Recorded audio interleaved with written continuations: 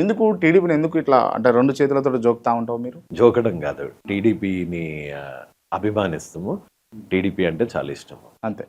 అంటే ఇక దాన్ని జోకడం అయితే డబల్ జోక్తా. డబల్ జోక్తావు? డబల్ జోక్ ఎందుకు? ఇష్టం. అంటే అంటే ఏం చేసినా ఇష్టమేనా? ఏం చేసినా డెఫినెట్ గా ఎక్కడైతే వాయిస్ అవుట్ చేయాలో అక్కడ డెఫినెట్ గా వాయిస్ అవుట్ చేస్తా. And at the same time TDP అంటే మటుకు చాలా అభిమానం. కోసుకుంటా రెడ్డే వస్తుంది. కోసుకుంటే ఎల్లో రాదు, రెడ్డే వస్తుంది. రెడ్డే వస్తుంది. ఎందుకు అంత పిచ్చి ఎందుకు మరి? నేను చూసినప్పుడు నేను ఎప్పుడైతే గ్రాడ్యుయేట్ అయినానో 2002-03 టైంలో నేను ఎప్పుడైతే గ్రాడ్యుయేట్ అయినానో అప్పుడు పరిస్థితి ఎట్లుంటుండే అంటే దానికి ఒక 1 year మా కజిన్స్, మా బావలు, లేకపోతే మా అన్నలు వాళ్ళందరూ కటింగ్ షాప్ దగ్గర గడ్డాలు పెంచుకొని బయోడేటా రెజ్యూమే అన్నది కూడా పెద్ద సర్కులంపేట కానీ రెజ్యూమే కూడా అంత పాపులర్ లేదు.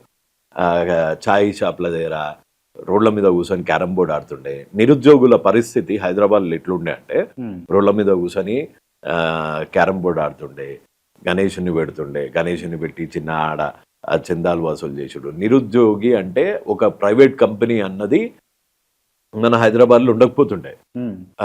ఆ టైంలో ముందు ఎప్పుడైతే ఉప్పల్ స్టార్ట్ అయిందో, ముందు ఎప్పుడైతే హైటెక్ సిటీ అయ్యిందో ఎట్లాంటి జాబ్స్ రావడం మొదలు అయినాయంటే గ్రాడ్యుయేషన్ కాకముందే కంపెనీలు వస్తాయి.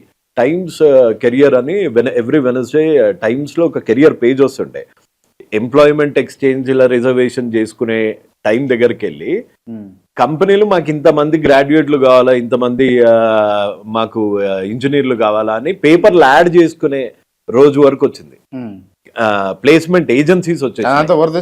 చంద్రబాబు నాయుడు గారు. అవును, హైదరాబాద్ డెవలప్ చేసింది కూడా చంద్రబాబు నాయుడు అంటారు మీరు? అన్డౌటెడ్లీ. అంతేనా? అన్డౌటెడ్లీ. హైదరాబాద్ ఏం లేదు, అంతకుముందు ఉండే చార్మినార్ ఉండే. ఇప్పుడు చార్మినార్ ఒకటే ఉండేనా? చార్మినార్ ఉండే, గోల్కొండ ఉండే, హుసేన్ సాగర్ ఉండే. అంత ముందుకే అండర్ గ్రౌండ్ డ్రైనేజ్ సిస్టమ్ కూడా ఉంది హైదరాబాద్ లో, తెలుసు? డ్రైనేజ్ సిస్టమ్ తెచ్చింది చంద్రబాబు నాయుడు గారు అని నేను అంటే అది తప్పైతుంది. కానీ హైదరాబాద్ ని విస్తరింపజేసింది. బేసిక్ మౌలిక సదుపాయాలు like roads, flyovers, employment opportunities.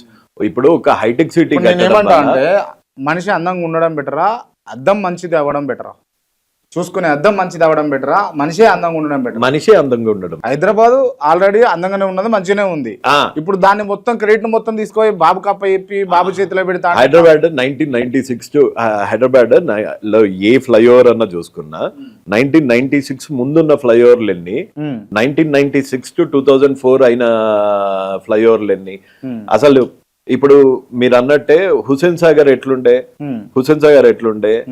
ఒక ట్యాంక్ బండ్ అని ఒక చిన్న ఇది ఉండి దానికి రైలింగ్లు లేవు, ఇటు పార్క్ లేదు, దాని మీద బొమ్మలు లేవు, దాని మీద విగ్రహాలు లేవు. నెక్లెస్ రోడ్ అన్న కాన్సెప్టే లేదు.